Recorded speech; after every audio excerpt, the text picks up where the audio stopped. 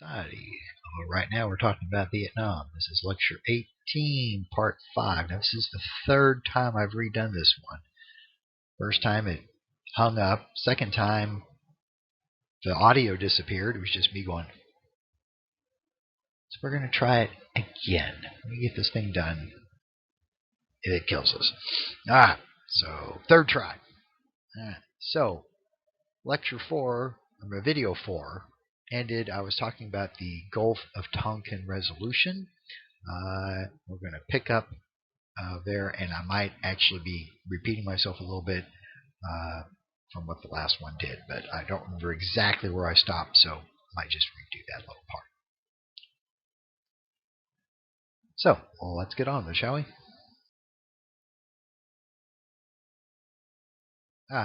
So here's our map again. Okay, and I think last video it might have disappeared off the screen before I got to the Gulf of Tonkin, but you can see labeled up there near the top the Gulf of Tonkin incident. So to refresh your memory, there was an incident involving North Vietnamese patrol boats that may or may not have attacked American shipping, American naval ships, depending on whose version you listen to. But nowadays we're pretty sure there was at least one incident. Okay? And that because of this, Congress passed the Gulf of Tonkin resolutions, which gave President Johnson the authority to use military force in retaliation against the North Vietnamese. This is the closest we ever got to a declaration of war in Vietnam. So it's an authorization for use of military force. So we get this light situation resolved here. Hang on. I think that's a little bit better. Okay. So everything on this slide here, Geneva Accords and Mr. Diem and LA Vietcong, we covered that back in the last video, but I stopped here because it had the map at the beginning and gave me a chance to readdress that. Okay. So what happens is after the Gulf Tonkin resolution, Johnson can launch military strikes against North Vietnam, airstrikes, a lot of these coming off of aircraft carriers, okay, operating off of Vietnam. But then here's eventually what's going to happen. Okay, now let's catch up with the slides. Okay. There's a DM. So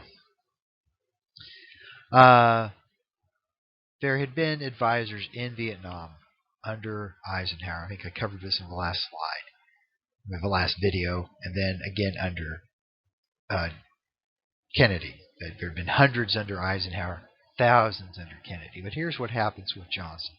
We start launching, there was a graduated response. If the North Vietnamese upped their military activity, we'd up ours. If they scaled it down, we'd cut ours back. Johnson's trying to keep this from escalating into World War III.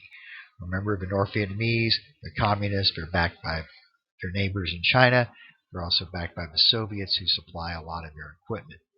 So it's very much kind of like Truman in Korea. He's trying to keep this thing from spreading into a general war. Vietnam's often seen as a proxy war, with the Soviets and the Americans battling it out, using the Vietnamese as their surrogates. Okay, but what happens is eventually these American advisors in South Vietnam come under attack. There's an attack against one of our air bases where the airplanes are operating out of. Okay. The Air Force has security police that are tasked with defending air bases, but they're not, trained combat troops per se. And so eventually what we do is we send some Marines in, land at Da Nang, to provide security to the air bases. Okay, this was in 1965, if I recall. Okay, now the Marines are over trying to guard the base, but they're coming under attack and sniper fire, and they don't want to just set on a target, so they want to go out and pacify the country immediately around the air bases, and then one thing leads to another. And I've told you that the South Vietnamese government is very weak at this time, so we have to put in more troops until the next thing you know, there's like 500,000 American combat troops in Vietnam. Okay, so things escalate very quickly. Okay, we're sending more and more men in trying to get a handle on this thing.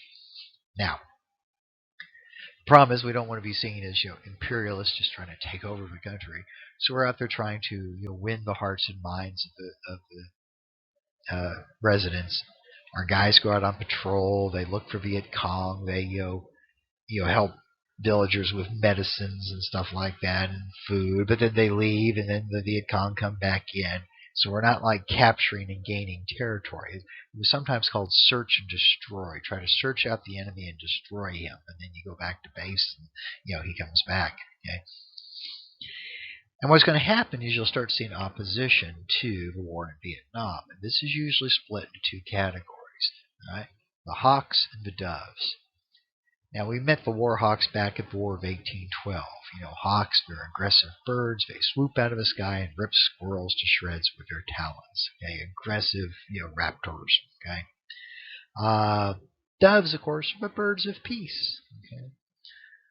So, hawks may look at this war in Vietnam and say, what are we doing messing around here? Men are getting killed, we're patrolling, we leave, we don't seize any territory. And so a lot of people are like, look, if we're going to fight this thing, we need to, not do it with one hand tied behind our back. Maybe we should invade North Vietnam and knock the enemy out. Okay? Just keep in mind that Johnson's trying to keep this from spreading into a bigger conflict. Okay?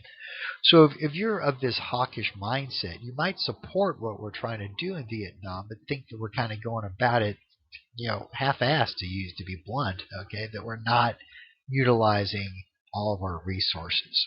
Okay. Now, conversely, the doves may look at what's going on in Vietnam and say, look, why are young Americans dying to protect a corrupt South Vietnamese government from a North Vietnamese government and from a communist insurgency? That this is really a problem between the Vietnamese people, and we have no business being there. Okay? Now, what you have, though, is maybe 10% of the people over on one side and 10% of the people on the other side who are extremes, but in the middle there's this vast majority of Americans who just don't know. Okay, they're going about their lives. They're trying to get the kids for school, save up some money, buy a house, and they may look at this war in Vietnam and they go, we have to assume or we have to hope that the president knows what's going on. He has information we don't have. He's got experts to advise him. And so probably a big majority of American people are like kind of looking for war, going, well, that's why we elect leaders to, make these hard decisions, and we'll just have to hope they're doing the right thing. Okay.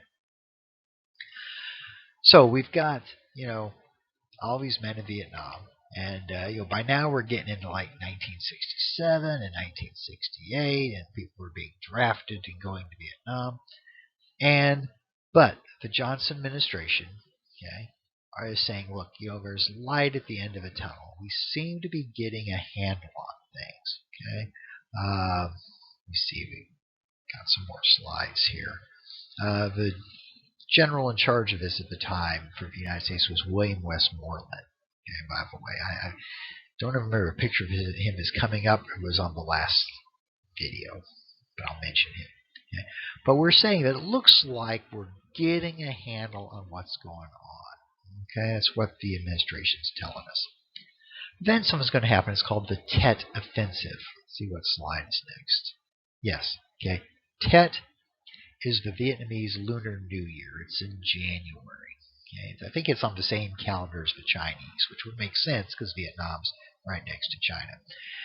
Now, Tet's kind of considered a high holiday. Usually during Tet, people stand down from trying to kill each other for a few days. It's a time of celebration. People go visit their relatives. Lots of people are traveling to see their ancient ancestral homes, that sort of thing. But this year, as we go into 1968, the communists have been using the fact that people travel for Tet to infiltrate into the cities. Okay? All right.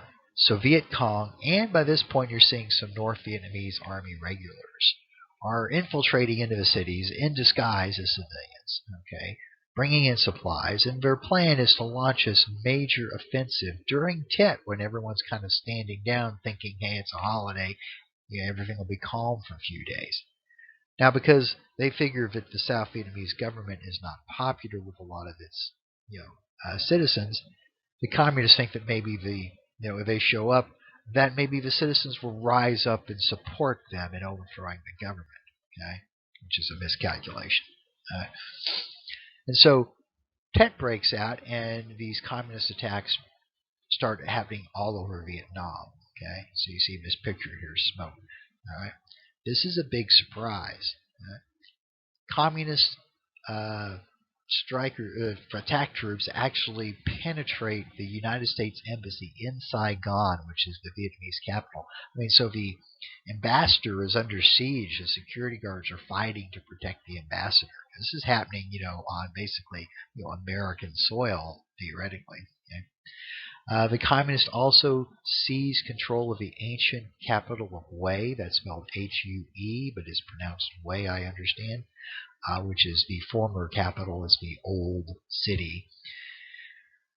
And of course, they do what communists tend to do. They go in and they round up anyone who works for the government and is potentially a target. Some of them are executed. Later on, we will find mass graves outside of ways where government bureaucrats were executed because, of course, they're enemies of the people, right? They're counter-revolutionaries. They're standing against the inevitability of the joys of communism. And so this is kind of how things traditionally have rolled when the communists come into town. All right?